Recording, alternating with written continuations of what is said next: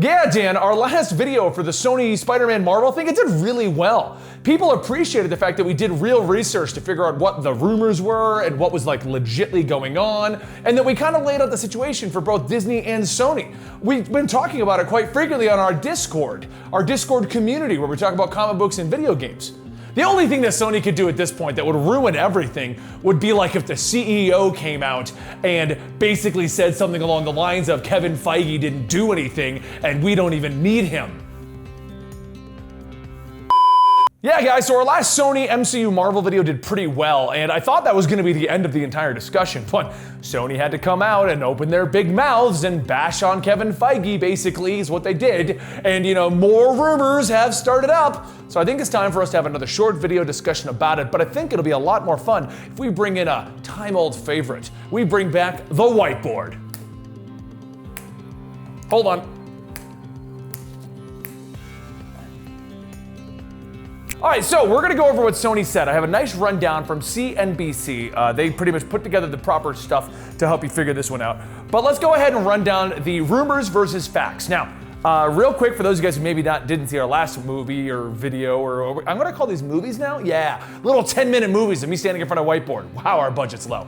Anyway, so the Sony Marvel MCU deal. Sony was pretty much tanking the Spider-Man license, but the problem is Marvel couldn't get back Spider-Man as long as they kept making movies. And in Sony's eyes, as long as it was a Spider-Man movie, good or bad, they didn't care, so that they could keep the Spider-Man movie license. Now, they made a deal with Marvel in which Spider-Man would show up into multiple crossovers and we would get a total of 4 movies apparently. We thought it was 3, Tom Holland slipped up, we found out it was supposed to be 4 movies. So that was going to be the deal with that. The arrangement was simple. Sony would fund the entirety of the Spider-Man individual outing movies, but they would also make most of the money.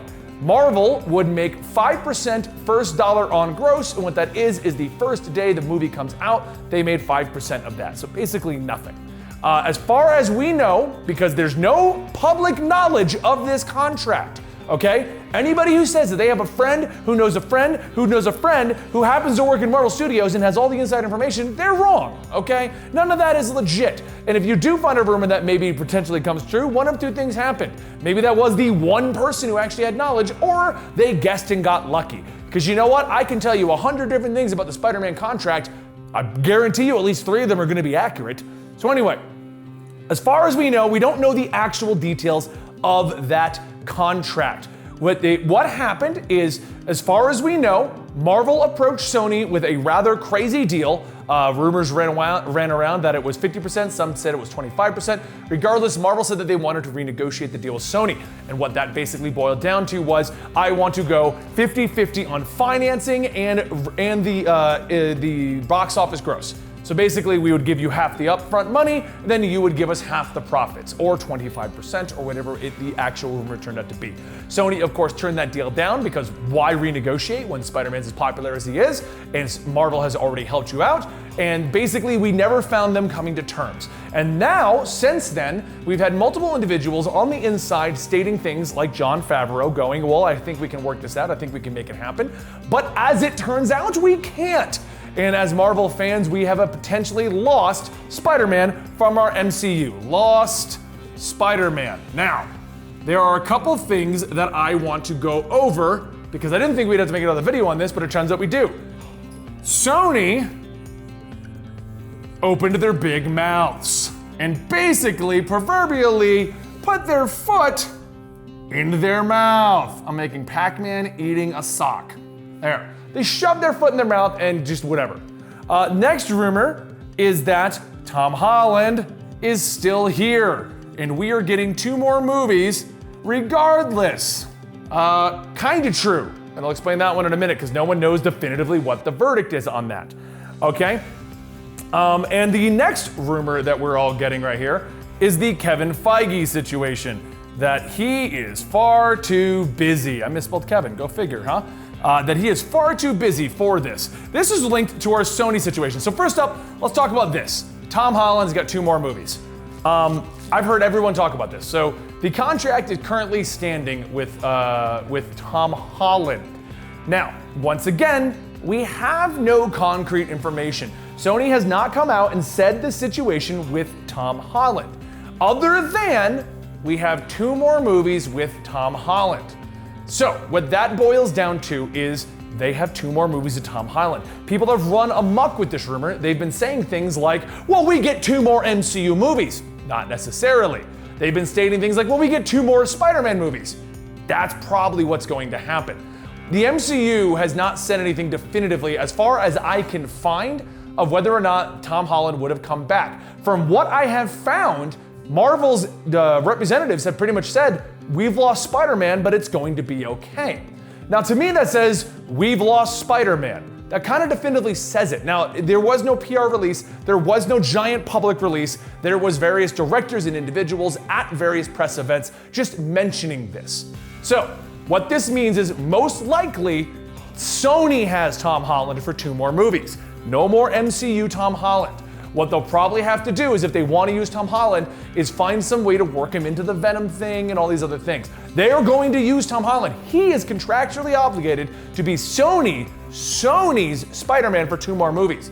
And based upon the things that various individuals in the Marvel camp have said, there's no plans for 2 more MCU movies.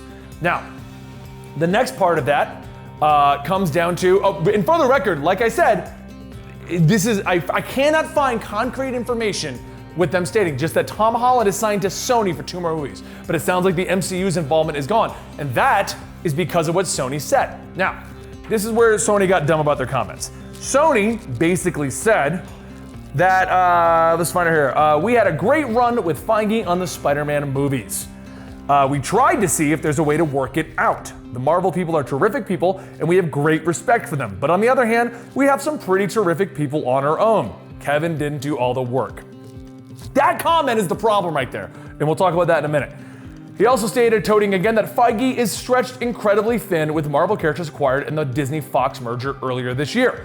However, fans are quick to poke holes in this, and they go on with various people giving various reasons. Like, what are they stating? Boiling it down, fandom put it out best in a tweet in which they kind of run down exactly what they said, and the fandom tweet states, Spider-Man was fine before the event movies, Spider-Man will do just fine outside the MCU, and Kevin Feige didn't do all the work. Those are the big hitting points that the CEO of Sony Pictures said. Why did you open your mouth? Okay, so let's go down that. Spider-Man was fine before the event movies. Yeah, he was. In the early 2000s, the Tobey Maguire run, and you ruined Spider-Man 3 by being involved. Okay, Amazing Spider-Man 1, not terrible, but not great. Amazing Spider-Man 2, what were you thinking? The ongoing problem with these superhero movies is that they let the studio get involved. Okay, think about this for a moment. Blade, back in the 90s, it's an okay movie. X-Men, it's an okay movie. Spider-Man 1 and 2, they're okay movies. The big problem always comes in when the studio gets involved because they decide what they think is going to sell. Oh, colorful superhero costumes, that won't sell, get rid of those. Oh, we want to have more villains in the movie because we just want more protagonists. Why? Give us more character development, you're putting in too many villains. Everything that has worked for superhero movies has been created off of the template that Kevin Feige and the Marvel Cinematic team have created. Okay, and I'm gonna come back to that in a minute. The problem is, when Amazing Spider-Man 1 and 2 came out, they were still following the old formula of basically trying to make a superhero movie without it being a superhero movie. Kevin Feige has created a new concept, a concept of giving us a movie that happens to have superheroes involved. Think of Winter Soldier. It's an espionage story that happens to have our superheroes involved. Think of Ant-Man. It's a heist story that happens to have superheroes involved. They flipped the script on the whole thing. While old school studios tried to do superhero movies that happen to have something involved, we flipped it. We make a regular movie that has superheroes now. And the best movies are built on that template. It's a normal movie that happens to have powers, okay? So Spider-Man was fine before the MCU? Not really. I don't know what you're implying unless you're going all the way back to your Sam Raimi run. Okay, second, Spidey will do just fine outside of the MCU. Yes and no. I don't want to inherently say that it's going to be bad, okay? Into the Spider-Verse was a damn good movie. I loved that movie, and it's probably up there as one of my favorite Spider-Man movies. But the problem is, the moment Sony goes, well, he's our cash cow, let us get involved, we're gonna have problems. And we all know that's what's going to happen. If Sony can just pick people who like Spider-Man and pick actors and directors and cinematographers and everyone who knows Spider-Man and wants to tell a Spider-Man story, we will have a good Spider-Man story, be it MCU or not. If Sony wants to do another Amazing Spider-Man situation where they're like, well, how much cash can we make out of this? Toys and hype up for other movies and problematic actors and things like that. If we have that again, well, we're gonna have problems. Keep in mind, some of the problems of the original Sony run, like problematic actors, even the MCU has run into. They just find ways around them. In case if you're not unaware of it, maybe I'll make a video on the whole thing. But the Edward Norton situation, the reason he left is because he was a problematic actor that couldn't get along with the MCU. That's a different story for a different day. Spider-Man being fine without the MCU, there's potential, but you're killing a lot of what makes us love the current Tom Holland Spider-Man. Okay? And none of your movies broke $1 billion till he was in the MCU. So let's talk about that for a moment. But anyway, now here's the big problem. Kevin Feige didn't do all the work. Now, I'll actually agree with that. Okay? Sony, you're not wrong. There's no way that this man makes every MCU movie, that he films every MCU movie, that he writes every MCU movie. There's no way that this man does the cinematography, the photography, the acting, the writing. He does not create a good movie. He oversees a good movie, okay? When you say that Kevin Feige is the one who makes great movies, what you're stating is that Kevin Feige's oversight helps keep us on track. And you know what Kevin Feige is also really good about doing? Finding people who know how to make a good Marvel movie, okay? That's where he is useful. So Kevin Feige is a producer, the executive producer, the CEO of Marvel Studios, all these kinds of things. Kevin Feige doesn't do all the nitty-gritty work. Kevin Feige oversees it to make sure that it all makes sense, to make sure we have, oh, the script is good, oh, it's what I want it to be, oh, it's that kind of a thing. But then other people do the actual work. But the problem is, when you call out Kevin Feige, you know that. You're the CEO of Sony. You're not calling out Kevin Feige. You're calling out Kevin Feige's team, and Kevin Feige's team is Marvel Studios, okay? So regardless of how much work Kevin Feige and his team did on the two Spider-Man movies, Homecoming and Far From Home, it was publicly known Marvel was involved. Now that could have been, they called Kevin Feige to confirm things. That could have been Kevin Feige handpicked everyone on that team to make each of those movies. We don't know. We know that Sony funded the movies, Sony gets the profit from it. And we know that Kevin Feige is involved. That's what we know. To what extent? We don't know, okay? But when you come out and you say Kevin Feige didn't do all the work, you're not saying Kevin Feige, you're saying Marvel Studios. You're calling, because you are in the know, you're the CEO of Sony Pictures. How would you not know this, right? That Kevin Feige controls all these people. So that I 100% disagree with. Regardless of what they did, Marvel did get involved and they gave us a good Spider-Man that worked with the MCU.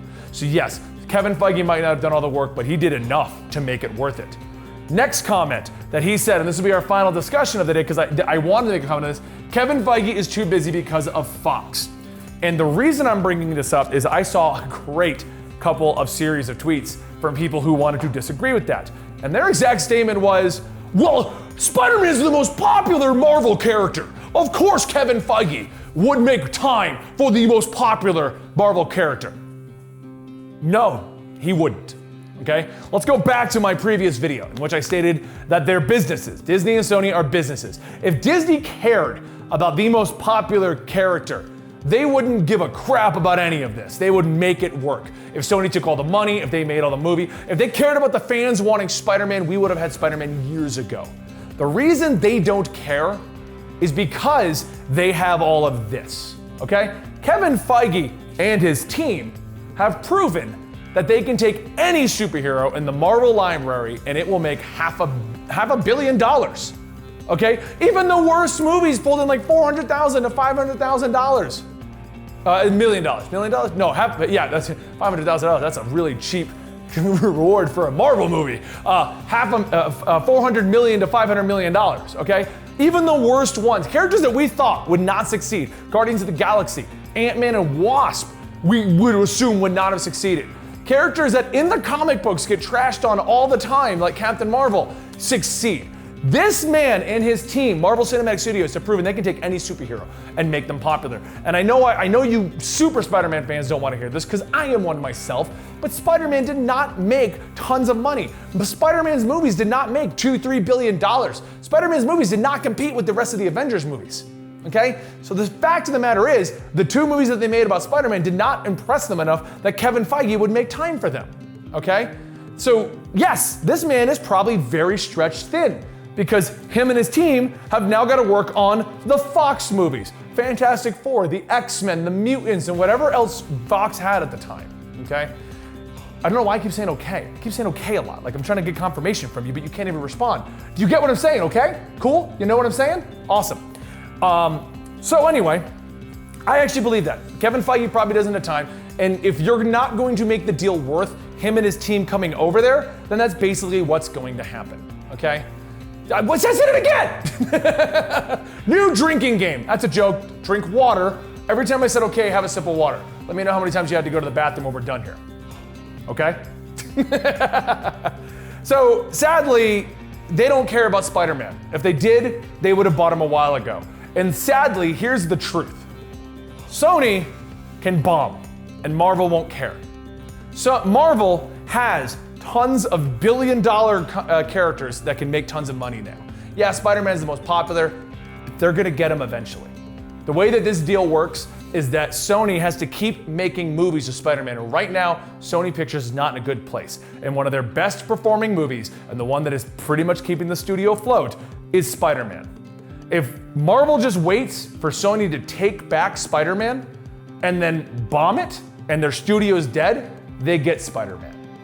So why work all of these deals out with Sony? Why go to all the effort of giving them tons and tons of money? Why do any of that when you can just work on the X-Men and you're gonna get Spider-Man back eventually? Because Sony's either gonna make a really good movie and they're just gonna keep going with it and you don't care because you have the X-Men, or they're gonna bomb and you're gonna get Spider-Man back regardless.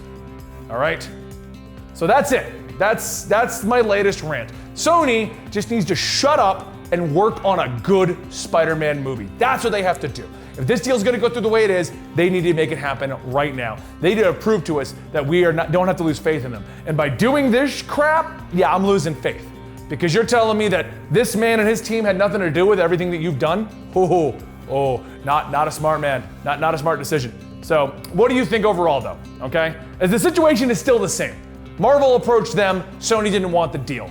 We're still in the same situation. I still think Disney's the one at fault for this whole thing by trying to renegotiate the entire deal before we got our last 2 movies, which for the record, once again, if Disney cared about Spider-Man, they just would have shut up and renegotiated after the 2 movies. The fact that they're renegotiating and you're losing 2 Spider-Man MCU movies proves Disney just is a business that doesn't ultimately care about Spider-Man. But anyway, what do you think in the comments down below? Let me know. And don't forget to check out our Discord. I'll give you the link in the thing. If you want to come chat about comic books, shoot me up a direct message. I normally answer them. You just might catch me at a weird time, so you'll get it a little bit late.